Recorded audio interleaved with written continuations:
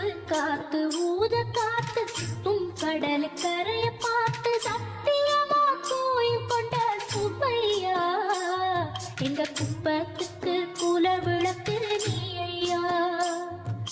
வாட காத்து வீச பார்த்து அலையை எதிர்த்து வலைய போட்டு மீன் பிடிக்கும் தொழில் நடக்குது முத்தையா.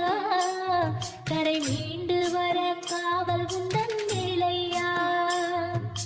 திருச்செந்தூர் ஆண்டவனே வேல் முருகா தினம் உனக்கு நன்றி சொல்வோம் ஆள் மருகா.